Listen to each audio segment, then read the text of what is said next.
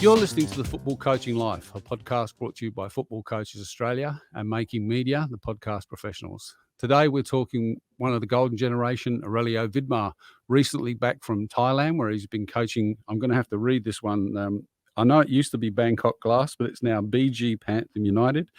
Former Olyroos coach, former Adelaide United coach, obviously getting to that famous semi-final in the AFC some years ago. Viddy had a 500-plus game professional career. And I looked today, over 250 of those games with Adelaide City, so I'm sure we'll touch on that just a little bit. But his playing career took him from Australia to Belgium, to Holland, to Switzerland, to Japan, Spain, and back to Australia, and arrived back in Adelaide just before the A-League kicked off. So he's had an illustrious career, went with Adelaide, coaching Adelaide initially as an assistant coach, and then as the head coach. Some fantastic times, made a grand final, made the AFC Champions League grand final, and then for 6 years coached our under-23 team, the Olyroos. So, Viddy, welcome along, mate. It's fantastic to have you back in the country and fantastic to have you on the podcast. Thanks for having me, Gary. Good to hear from you. Yeah, you too, mate. So you almost maybe not quite a week back in the country. How have you settled back into Adelaide, catching up with your family again, and dealing with not having to get up tomorrow and coach the team again? Well, that's not a bad thing. No, it's great, mate. Yeah, I've done the mandatory 2-week quarantine. I was a little bit unlucky, to be honest, because I had the application to enter the country and enter the state 2 weeks ago have a 7-day quarantine and do that at home. But unfortunately, I arrived on the day where the new variant started taking off. And so they shipped us off onto a bus into a Medi hotel. And you can imagine how I was feeling at that stage. Yeah, just like the rest of the bus as well. They weren't too happy, but because they weren't sure what was going on. So they put us in the hotel for a couple of days, and then we managed to get out. So I completed the other 12 or so days at home, and now I've been almost a week. Yeah, out of quarantine and all good. I'm a old hat at it, mate. That's since COVID started, I've done 5 months in quarantine, so wow. It's ridiculous. Yeah, that is truly crazy. And between Australia and Thailand and Singapore as well, of course, because you're in Singapore with another new project over there, which we'll touch on. So I actually was thinking about that today. You've got like me, you've got a daughter that's a basketballer. I think Gabby's on scholarship in America. You've got a talented wife that's a netball coach and also a talented administrator. Dad's a football coach, and that can mean you don't necessarily get a job in Adelaide. It could be in Melbourne, it could be in Zamunda, or it could be in Singapore, or it could be in Thailand. And that's sort of the life of a coach in the professional game. How have you dealt with that as a family? How do you make all that stuff work?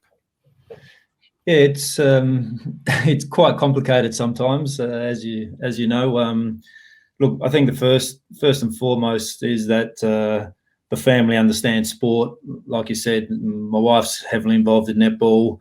Her mum was highly involved in netball for many, many years. Her dad, Sarah's dad, they're involved with the Glenelg Football Club, the Glenelg Cricket Club. Her brother also played SANFL footy. Sarah's sisters also was a netball coach for a long time, was the AFLW general manager of women's sport at Collingwood. She just left there recently. So the whole family is just nonstop talking sport all the time. So they understand. And they also understand that, they want to make sure that Dad's doing whatever he wants to do that he loves. And obviously I love coaching. Yeah. And unfortunately, if you're not coaching here in Australia and you want to keep working, you need to look offshore. And that's what's happened to me. If I could get work in Australia, then that would be a lot easier. But that's a little bit complicated. but I don't have any regrets. Yeah, we spent a little bit of time away, but that's all part and parcel of the coaching caper, unfortunately, Gary. Yeah. Yeah, it is. And there's so few jobs here in Australia. The other thing that went through my head today, prior to you heading off to Singapore and Thailand, you had a stint in one of my old jobs as director of football, not the job in Adelaide, but Adelaide. So you give up the coaching and you drive a desk and a laptop and you're involved in contracts and salary caps and all of those things. How did you cope with that? Was it essentially just the love or need to be a coach overtook I'm not sure whether it's a safer role or not in a professional support club, but I don't think so. No, I think you're right, Gary. Look, I came home some years back after the first stint at Bangkok Glass, and I wasn't working, and Pete van der Pol, the chairman of Adelaide, says, "Why don't you think about being a football director?" And I really never had any thoughts about doing that. Anyway, to cut a long story short, over months it sort of progressed that, okay, let's give it a go. And it's very different, as you know. You did a great job at Melbourne Victory for many, many years, and you're stuck on a computer all the time. Although coaching, you're also stuck on a computer a fair bit as well. But it's very different. And at the end, I just felt I missed the grass. I wanted to be on the grass. I want to be teaching. I want to be coaching. And that's something that's really deep inside me. So at the end, that overtook my the reasoning why I really wanted to go back into coaching is because I wanted to teach. I wanted to be there with the players, and the day-to-day stuff on the computer and sitting behind a desk and all that paperwork just didn't sit well with me, and that was fine. I had a good discussion with Pete, and he understood that. And once the coaching is in your blood, it's very difficult to take out. Yeah, no, couldn't agree more. So that hasn't actually got his feet on the grass for donkey's years now. So, all right, let's go back to the beginning. You had a stellar playing career overseas, as I mentioned before. Came back to Adelaide with Adelaide City, and then Adelaide United was formed in that last season of the NSL before it kicked off. Cozzy was the coach. You went there as a player. And I'm guessing that was around about the time that you first got into coaching or started to think about coaching? Yep, correct. So Adelaide City folded, I think that was 2002-ish, something like that. And then there was about an 18-month period between when the National League closed up and the A-League started. And so I'm like... 36, almost 37 at that stage, and continued to train for over 18 months. Hired a personal trainer, did everything because I wanted to continue to play, and I felt good. So anyway, we start pre-season, almost completed pre-season, probably about a month away from the start of the season. And I got the dreaded tap on the shoulder from Cozzy. So we went and had a coffee, and he made it clear that wasn't going to happen. So, and I was almost 38, I think, at that stage. I wasn't going to cause a stink, and went straight into being an assistant coach there, and that's where it all started. And that Adelaide City as Cozzy's assistant was that the first opportunity you had to coach? Yeah, correct. Yeah. You had some fantastic coaches on the journey. Zoran Matic at Adelaide, Eddie Thompson with the Socceroos, and I'm assuming also at Sanfrecce in Japan. Yep. Cozzy, the great and fiery man as well. On your playing career, was there a coach that you had or experienced that really made a significant difference for you and made you think about coaching as a career? No, not that they really made me think about coaching. They just had all different types of influences on me. And, as a player, you're always analysing what coaches are doing. and you say, "Yep, I like that," or "I don't like that," or "I would do this and I wouldn't do that." But I had different influences through the coaching while I was playing. A couple of coaches in Belgium, Paul Tunis, who was at Warringam. He was a very attack-minded coach, and that was great for me because when I went to Belgium, I was playing as a striker, and then also the late Robert Wassage, who was at Standard Liège, was also that type of coach, just wanted to attack all the time.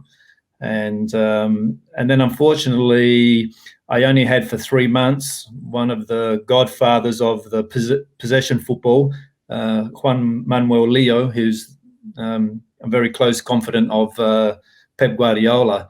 He came to Tenerife for the last 3 months of the time that I was there, and he was great. He was still very young there. He'd already coached probably a couple of La Liga teams, and he was like 32, 33. He was a lot younger than some of the players. So, yeah, that was quite an eye-opener as well, because of the things he did was a little bit different of what most of the coaches were doing at that stage. Yeah. You had that opportunity with Cozzy as the assistant. Were you starting to, some in the early days of our coaching, being an assistant coach is good, all care, not a lot of responsibility. We pick up cones and put out cones and get stuff organised. But Yep. where was your first real opportunity to get stuck into coaching on a day-to-day basis? Well, as you know, how the assistant role is, and look, the assistant role is probably a lot different than it was 12, 15 years ago. Yeah. They have a lot more responsibility now than obviously when I first started. Yeah. So I was the assistant coach, and I'd always take some of the younger players after the training sessions, whatever the trainings that we did and completed. Once that was done, I always used to take the younger kids to work on their technique and other aspects of their game. So that was the part that I really enjoyed. But really, the first time that I actually had to take the real responsibility was once Cozzy left Adelaide United after the second year, and we went straight into a Champions League campaign. That was my first gig. So I hadn't even coached a A-League game before, and my first game was a Champions League. So that was an eye-opener. I'm sure. So how that first season, I think in the first season, Adelaide United, I don't think went fantastically well, but probably a great learning opportunity for you as a coach. Yeah, I think we started, from memory, it was a while ago, we started well, and then probably around about halfway we started to really dip. And I think we finished probably out of the finals, I reckon, 6th or something like that.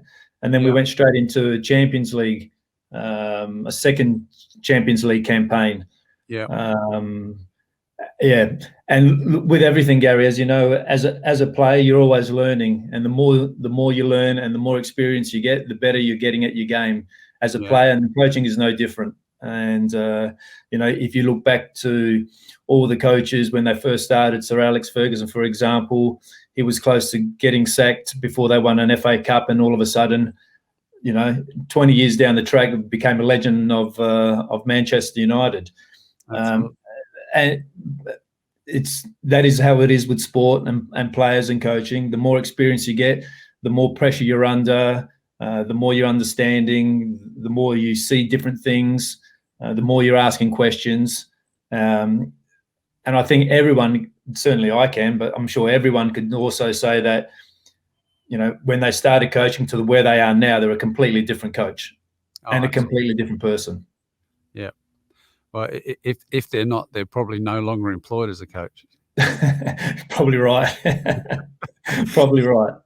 Did you that second season when you guys went to the grand final, the Champions League, which was absolutely remarkable achievement for Australian teams to get to that far in the competition?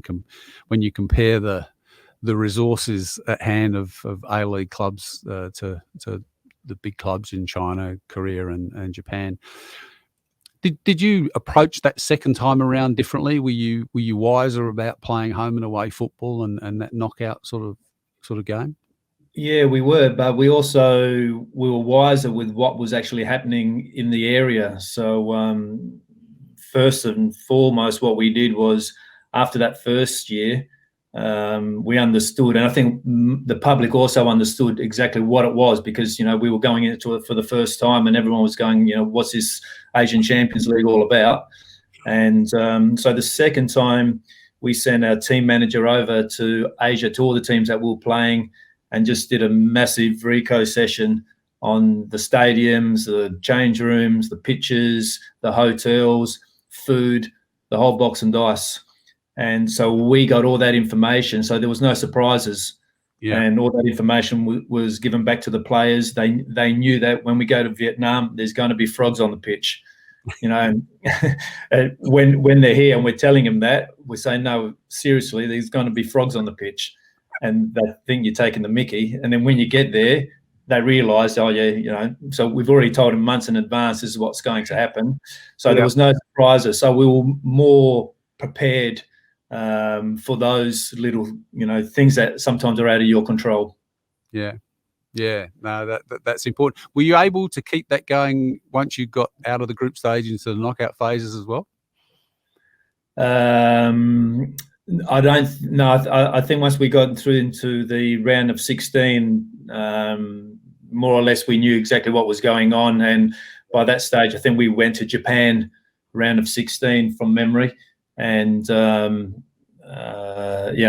when you go to Vietnam or you go to Japan, there's a vast difference. You go to Japan, you're not worried about the training pitches because they're pristine. You're not worried about the stadiums because they're immaculate.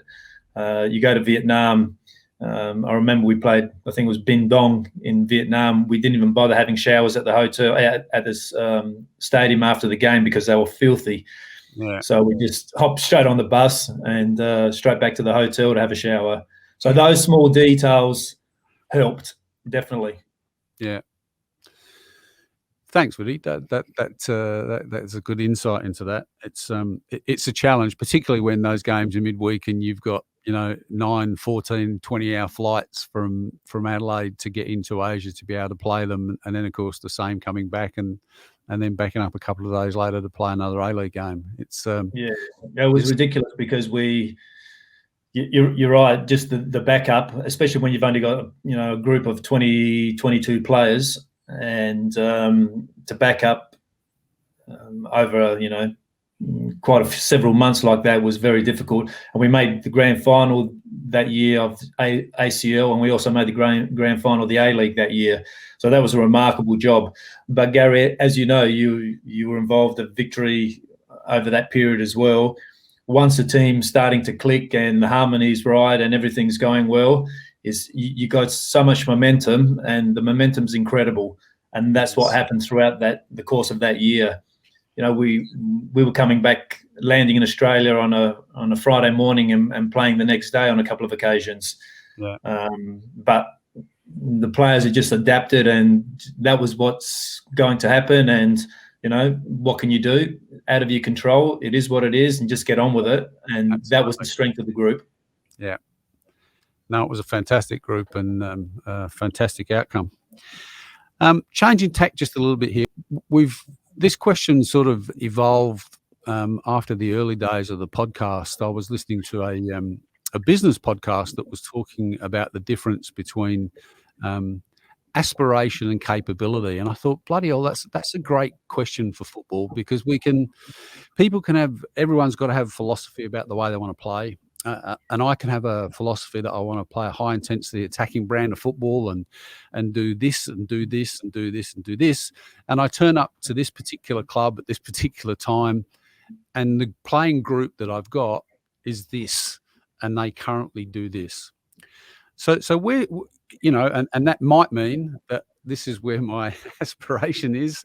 The capability of the group is here right now. Yeah. Where do you sit on that sort of spectrum? How do you go about making that work? Because you've obviously been in that boat from a national team perspective as well. You've got you've been an assistant with the with the Socceroos, and you ran the Olyroos program for 5 or 6 years as well. How do you go with that difference between aspiration and capability?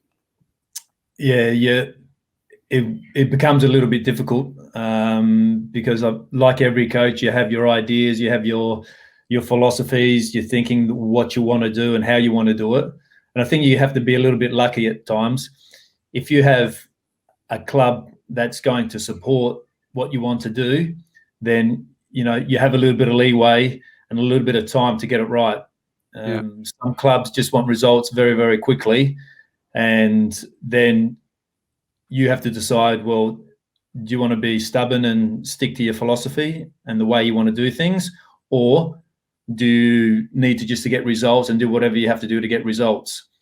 That probably for the first time happened to me when I went to this last stint at Bangkok Glass, or Pathum United. We had quite an old group, very experienced, and they were in second division and played a 5-3-2, very defensive, and got promoted from the second division back into the first division. And they did exactly the same, sat almost on the edge of the box and soaked up pressure and won the championship, believe it or not. So they did it that ways. And when I came there, I have a different thinking. And so we tried to change and tweak a few things. We actually played Asian Champions League again, and that was part of the reason why I went back to Bangkok. And we qualified into the round of 16. But I wanted to change a few things, and I did. But what happened is, under pressure, they did what's natural to them. Yeah. 5 at the back on the edge of the box, and just loved to soak up pressure. Loved it. It's like, when you got defenders who love to defend, that's what they were like. And I'm pulling my hair out and I'm going, get forward, get forward. But they just had this ability to soak up pressure. It was incredible. Yeah. And it was ugly, and I'd get a headache. I'm going, no, that's not what I want. Yeah. And then you get, the chairman upstairs going, that was fantastic. That was brilliant result. And like, I'm going, that was shit. That was crap performance. So I had to tweak a little bit. I wanted to play a little bit more aggressive. We had older guys and some really experienced guys who have played national team and for many, many years. So we compromised on a mid block rather than a high block, and rather than a low block. Yeah. So in a way, yes, you have your own thinking, your own philosophies, but also I think what's really important is that you understand the strengths of the group. And that was the strength of the group. And I would have just shot myself in the foot if I continued to do that, because they just weren't conditioned to do that. And that's where I say you need a little bit of luck. If you know that the club supports you 1,000,000%, where this is what I'm going to do, and we're going to get rid of a bit of dead wood and bring in a couple of guys who actually can play the way you want to play, and you have that 2 to 3 years to do that, that's great. Unfortunately, most of the places you go to, you don't. Yeah. When I went to Singapore, for example, that was how it was. They wanted to change philosophy. They wanted to attract the better players, bring an attacking brand of football. That's what we did. And, second year in, they win the championship. Yeah. So when you have that support and you don't have that chairman complaining about every pass or every result, then you're in a good place. But unfortunately, not too many coaches have the luxury of having that on a consistent basis, Gary. Yeah. Vinny, how important is it for coaches at the interview stage, getting a job, to be really clear about their philosophy and very clear about the way they want to play? Because I'm guessing that's a key question now when you're being interviewed for a role.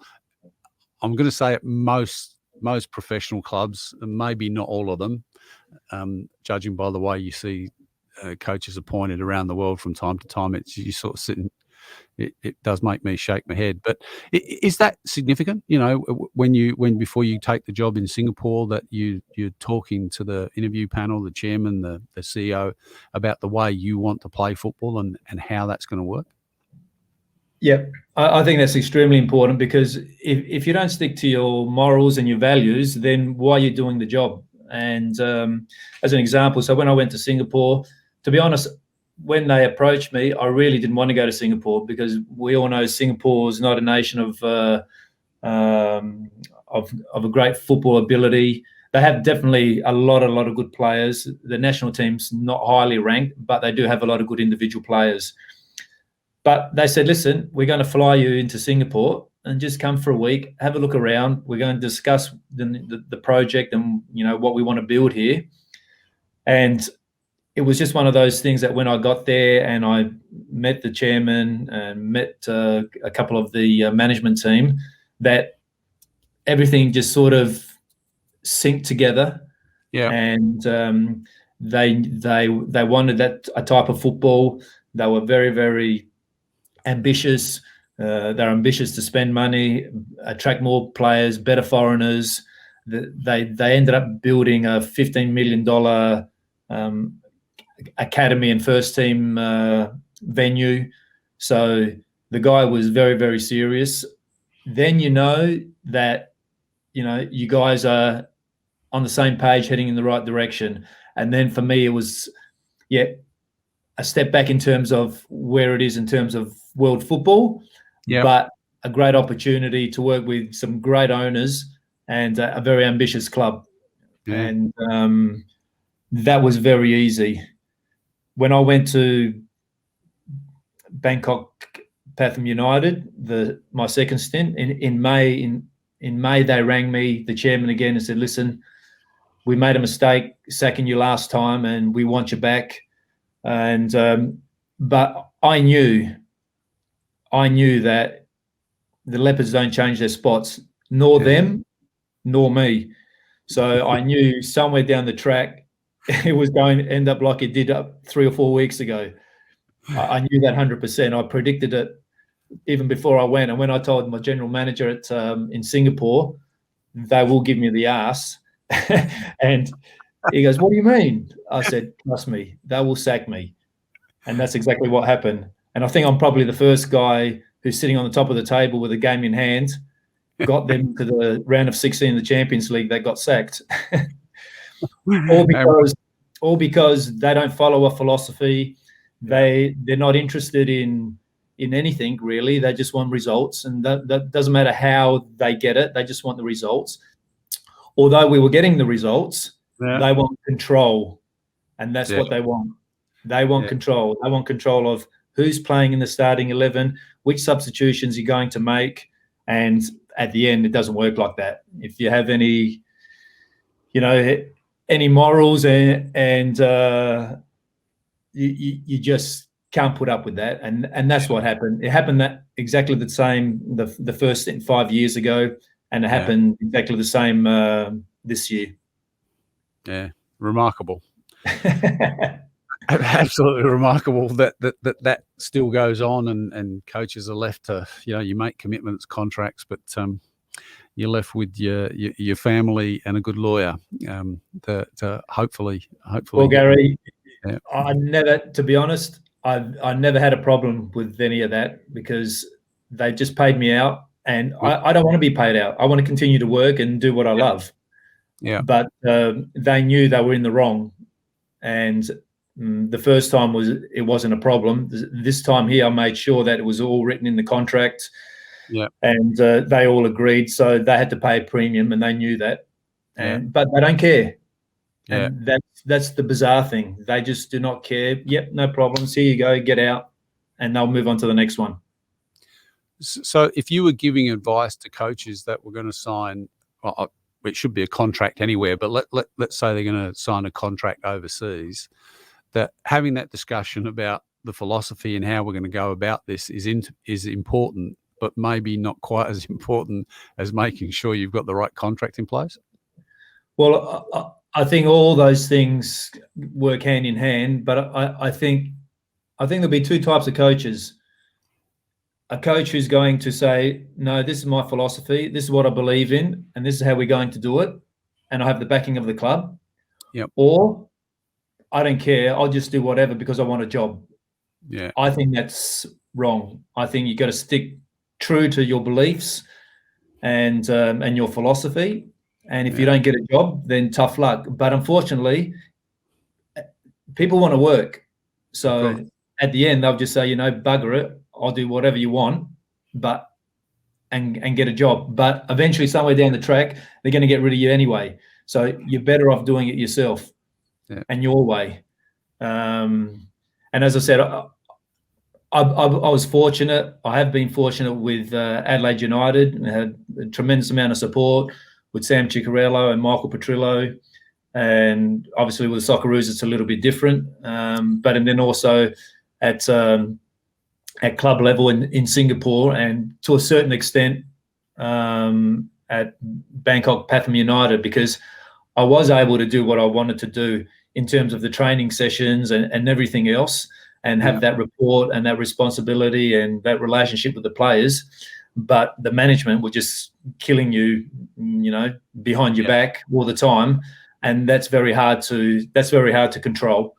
But I think you have to be, if you're going to go overseas, you have to be very, very clear on what you want to do, and that the club is going to support that, or don't take the job. That's my firm belief. But I also understand there's a lot of coaches, pro licensed coaches, spend a lot of money on their license and they can't work. So they just want to work. It's quite normal. So if that is what you want to do, then just be prepared, because anything and everything will happen. Yeah. Thanks for that, mate. All right, let's stop talking about managing up and the politics and legalities. Let's get back to that smelly grass stuff. How has your coaching changed over your journey? Look, when you start coaching, you're coming out of playing, you think you know a lot, and generally you do, but coaching is very different. You have to have that relationship with players. I think that's one of the biggest things that I've in terms of my coaching, how I've changed. I have a very, very strong communication skills with the players. Maybe sometimes with the management, it's not the greatest. But with the players, I'm just very honest. Yeah. And sometimes I don't like what they hear. But the thing is that I'm always honest and always consistent. So there's no surprises for them. And I have this great relationship with them. That's my strength. But apart from away from the football and the tactics side of it, that if you don't have that relationship and maintain those relationships with the players by being open and transparent and consistent, then you don't last too long. Yeah. It's interesting. And the proof in the pudding is, although I left Singapore and I've left Bangkok Glass on 2 occasions, the amount of players that are still in contact with me is incredible. So that tells me a lot. It's amazing, isn't it? We, on the start of our journey, and I don't know whether this is just true of former players or not, but at the beginning, I think that we've had so many conversations here, and I can think back to when I started myself, that in the beginning we got all this knowledge in their head, and we just want to get that out to the players and get them up to speed as soon as we can. And I don't know that we want them to be impressed by what we know, but it's really important for us to get out what we know out and tell them that. And as you get older and more experienced, that bit is important. Obviously, the coaching part is still important, but nowhere near as important as building those relationships and making sure that you understand who these people are as human beings. Yeah, I couldn't agree more, Gary. And, that just because you're the head coach doesn't mean you know everything. And I think that's where a lot of coaches get it wrong. You know, I tell players, if I don't have the answer, you know, I'll get back to you, or give me some feedback. You know, we've had many over the years, many discussions, even at halftime. They're telling me, what about doing this, coach? And I'm thinking, actually, that's a good idea. Let's do it. So when you have that relationship where it's open like that, and they're not fearful of, oh, just because you're the coach, that means whatever the coach says, it has to be right. Coaches get a lot of things right and a lot of things wrong, you know. And if you're not listening to the players, then they're not going to listen to you. So it's definitely a two-way street. And I think, you know, over the last couple of years, we have many occasions when the players are thinking very differently to what I am, and I say, yep, sure, that's not a problem. Let's go ahead with it. So everyone then is involved. Everyone's takes responsibility, and I think that's important. Yeah. Good on you. Thanks, mate. You're listening to the Football Coaching Life, a podcast brought to you by Football Coach Australia and Making Media, the podcast professionals. Today's guest is Australian football legend Aurelio Vidmar, and we're talking to Aurelio about his coaching journey. Viddy, you've worked with some amazing coaches. I mentioned before some of them. You've worked with Ange at the 2015 Asian Cup. You've worked with I went through, I think this is the list of Socceroos coaches that you played under: Les Scheinflug, Eddie Thompson, Terry Venables, Raul Blanco, Frankie Farina. And then you also worked along the way, I think, with Holger Osiek and Ange Postecoglou, Clubland with Zoran Madic and Kozzy. Did any of those people take on a mentoring role with you in your coaching journey? Have you had someone that you can bounce ideas off as a coach? Not really, Gary, to be honest. But when I'm working with them, they're in a mentorship role anyway. Yeah. Most of them I don't have too much contact with today, but you know, that's probably a typical football thing, that as a player or as a coach, you're working together. All of a sudden, you know, your paths separate. You go a different way, but 2 years later, you walk past them on the street, and it's a big hug, and you know, going for a drink and whatnot. But I always try to pick the brains out of all the coaches. Always having dialogue and discussions. Some things are just fascinating. You've probably heard a million stories as well, Gary. You know, some things you just can't believe that's even possible. But I try to speak to a lot of people. You know, Sam, Michael, the guys I mentioned before. You know, when I first started, they were great influences on me. Even guys outside of football and other sports. Also, you're always learning something, even if it's probably something that probably I shouldn't do that. At least then you know. And I said, and even the players, it's amazing. Just because they're players, you think, no, they have no idea, or you know, they don't have a say. You pick up a lot of things coming off from the players, sometimes from even from your own coaches. It's amazing. Absolutely. And I think you just got to be open with all that, Gary. But I don't have one specific person that I turn to. You know, we had even Terry Venables there for a while through late 90s, and he just had an amazing football brain. Yeah, incredible. And he coached very differently as well. You know, on the pitch it was, you know, A, B, and C, but the things that I picked up from him, for example, is you'd walk into the lift, and after a training session, or if you just finished your lunch and you're going into the lift and he's in the lift with you, and you'd say, Viddy, don't forget when you're making that run at that back post that, you know, you're running in front of the defender because, you know, he's always watching the ball. Just 1 minute chat and it sticks. Yeah. You know, a day or two later, you're back in the lift or you're on the bus, and he'll say, hey, Viddy, remember? And he was like that a lot. Just, I wouldn't say he had a lot of information in his head. Off the cuff, he just used to tell you things. And that's a great point of coaching as well. Yeah, no, I agree. Mate, you're blessed with a whole bunch of talented women in your family, netballers, basketballers. Of other sports, have you learned anything or conversations from other sports about coaching or leadership, or picked up little things and go, whoa, I reckon basketball, of course, been setting screens for a long, long time. Yeah. There's Yeah, some I was going to say that basketball, your daughter plays at a high level of basketball, and where my kids also played here at their junior club here in Adelaide. The senior men's coach is very good family friends, so we're always having discussions about lots of things, not just the screens and the tactics and why you're doing this and why you're doing that, but also the man management of teams. On a semi-professional level, it's a little bit different because they have to have a little bit more leeway in terms of coming late and not being able to train and those sorts of things. But the conversations are great. So tell me, why do you do it? Why do you coach? Because I'm an idiot.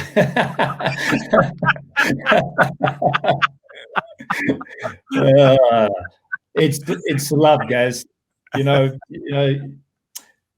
can come home frustrated and kicking things and throwing things, and but at the end of the day, I just love teaching, and I don't even see it as coaching. It's teaching and trying to impart the things that I've learned and the way the modern game is today onto the next generation or the players that I'm involved with, and that's what I love, because I think I've got quite a deep understanding of the modern game, and it's just all those small details that sometimes I don't see those coaches doing that. A lot of them do, yes, but all those small 1%ers with those little discussions, or the way you position your body, or the type of run that you need to make. Sometimes the players they're just doing their own thing, and the hardest thing is actually to tell them, no, don't do that. Try to do this because A, B, and C. You'll get a better outcome of it. That's the part that I love. Yeah. So you love the game and you're a teacher at heart. I am, Gary, yes. That's terrific. All right. On the coaching journey, it's not linear. There's ups and downs. There's great days where you win things, you don't win things, you lose games, you have a run of losses, or you have a chairman or a CEO that is demanding this, that, and the other. How important has it been for you to develop resilience? You obviously had to do it as a player. You move into the coaching realm. How important is it for coaches to develop their resilience muscle? Oh, it is important. It is important. As you said, it's not linear. You're going to have some great days. As a footballer, because in my view, there's nothing better than being a footballer. If you can play for the rest of your life, that would be ideal. But that's not the reality. Reality is, if you want to stay in the game in some capacity, you're going to be an administrator, you're going to be a coach. So I think what I see, most of the Australians, they're able to adapt, because I went overseas. I think I was quite late. I was 23, 24 when I went, and had a heap of setbacks, but was always resilient, always bounced back. We had those periods where the FIFA windows weren't protected by FIFA, so it was always a tug of war between club and country. But I always said to the club, "Buggy, I'm going." And every time I went and came back, I always found myself in the reserves for at least 3 or 4 weeks. And I said, "Okay, no problem." And always just believed in yourself, and you'll bounce back. Yeah, you had some crappy times through those periods, but they're the things. If you don't go through those difficult times, then you're not able to succeed. That's my view. That's what I tell my kids. I got two daughters who are both sides of the spectrum. I've got one who's not so talented but works her ass off, and I've got the talented one who's lazy as hell. Right? You can imagine the one with less skills but the work ethic, no problem, very resilient, very resilient. The other one, in fact, no resilience at all. So, and I'm trying to tell them you need it, because you're going to have a very bumpy road in life, not just sport, but your life is going to be bumpy, and you just got to deal with it. Yeah. So that's certainly one trait that has to be right up there for sure. Yeah. Is that being a teacher of resilience? That's certainly a role for a parent. Is that a role of the modern day coach, regardless of where you're coaching, or is it still, in Europe, we've got so much money, we've got so many players, it doesn't really matter. We don't have to help this one become more resilient. We can just bring in another one that is more resilient. You talk in terms of players? Yeah. Sorry, the question was really, as a coach, do you see that now as a growing and more important part of the role of a coach, that you've got to help players develop their resilience? Oh, I think so. I think you have to try to help them in any way you can. When you go to a new club, for example, you have a fair idea of the players, but you really don't know them intimately until about 2 or 3 months later. When you're working with them every day, you know what makes them tick, you know what makes them happy, you know what you can say to them, what you can't say to them. But yet, my belief is you have to give everyone an opportunity, a fair opportunity. I think you're not doing your job if you think, you know what, Gary, he's not doing the job, you're not good enough. Out you go, I'm going to bring in Peter, because Peter's going to do a better job for me. If you do that, you need to help Gary, and you need to tell him why and the sort of things, and make him understand where the level he needs to get to. Most coaches, unfortunately, in Europe, and I see it many, many times, is that, as you said, not good enough. We've got thousands. That one's gone. The next one comes in. They don't have time for that. Yeah. I think that's a big mistake. Yeah. No, I but like that. On the other side of the coin, Gary, is most coaches at the highest level, it's results. So, they can wash their hands very, very quickly with the players. In Australia, where you're dealing with 20, 23 players, you need everyone on board. You cannot have one player there, regardless if he's 15 or 38. You can't have him left alone without helping him. Even 38-year-old guys can always learn something. Absolutely. No, like that. So what have been some of your most enjoyable moments as a coach? To be honest, Gary, the profession is very difficult, very tough profession. So I've loved every minute of it. Through the good times, obviously they're easy to enjoy, and even the crap times, you're learning always a lot of things. So, I think I was blessed to be able to play for 20 odd years as a professional footballer. And at this point in time, I'm blessed to have been coaching since 2010, 10, 11, 12 years now. Yeah. So that's it, to be honest. It's the buzz. It's difficult to say, you go to work and you see your staff, and everyone's on the same page, and bang, they're onto everything.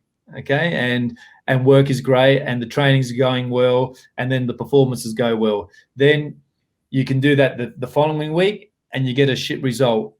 And a lot of times, if you don't have the right people behind you, you're left alone, because they're waiting for you to come up with all the answers. Okay, yeah. But that's why you have a staff. I think the staff is so important.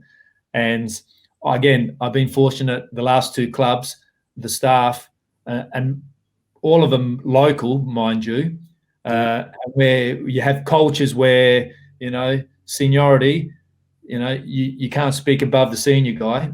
Yeah. And I've tried to change that in those areas in Singapore and also in Thailand, where no, I don't care about the seniority. If you're part of the staff, you need to open up. You need to speak up, and that's been the greatest thing for me.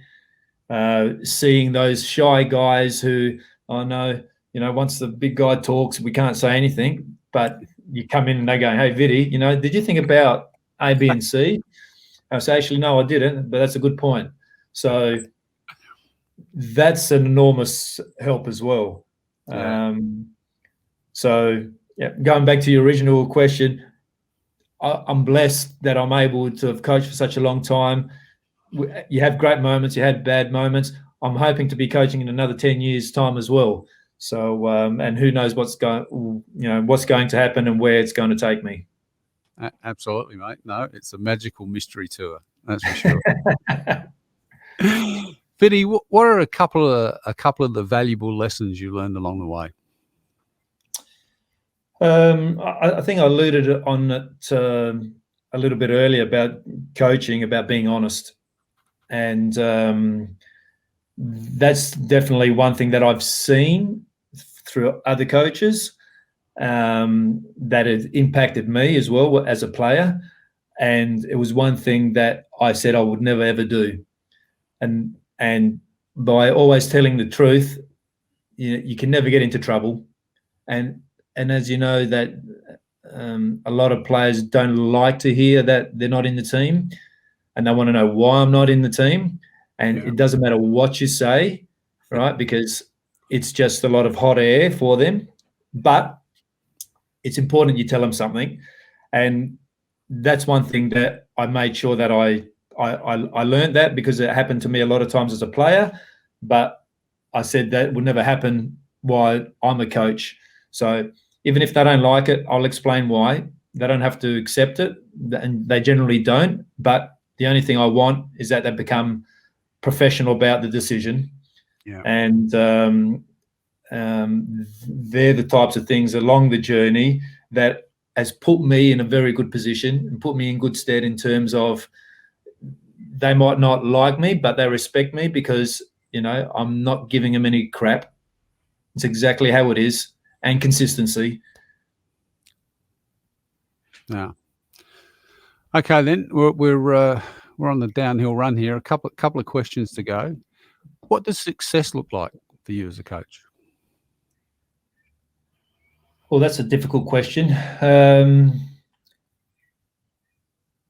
Improvement. I think it's easy to say success looks like 5, 6, 7 championships, 2, 3 cups, whatever in your whole life coaching career, and that's fair enough. And most people would look at that. But for me, success is knowing that I have the respect of people and knowing that I've actually had an impact in players' lives in terms of being a coach. For me, that's my success. Yes, the championships and all that they're great. Not that I've had many. I've had a few. But knowing that I'm making a difference and that they know that I'm making a difference, for me, that's success. Yeah, I like that a lot, mate. Thank you. That's terrific, that. Okay, final one for today. If you had one piece of wisdom you could share with coaches, whether they're on the beginning of their journey, in the middle of their journey, or close to the end of their journey, one piece of wisdom for coaches, what would it be? I think just be true to yourself and don't waver. You can't. I think as soon as you start wavering and it's a little bit of this and a little bit of that, I don't think that's sustainable. So whatever you believe in, whatever your philosophies are, stick to them. Be true to yourself and be true to those, and be a normal human being. Don't be someone that you're not, because you're not an actor. People say that the coaches, they're an actor, but you're not an actor. You're a human being. You're a coach. You've got emotions, and there's a hell of a lot of emotion in the games. I would just be yourself. You're coaching. If you're a coach that likes to have a joke and kid around, that's fine. Do that. But as long as you're teaching your players something, you just can't go, telling a joke every day, and then, you're not worrying about the football because you get found out. So be true to yourself and your beliefs, and be the person that you are, not someone else. Love it. What a great place to finish that is. Be true to yourself. Aurelio Vidmar, thanks, mate. It's been a pleasure having you on today. You've been listening to the Football Coaching Life podcast, brought to you by Football Coaches Australia and Making Media, the podcast professionals. If you've enjoyed today's conversation, please go to www.footballcoachesaus.org.au, buy a membership, renew a membership, or just find out more about coaching and how you can make a difference. Be true to yourself. Have a great day.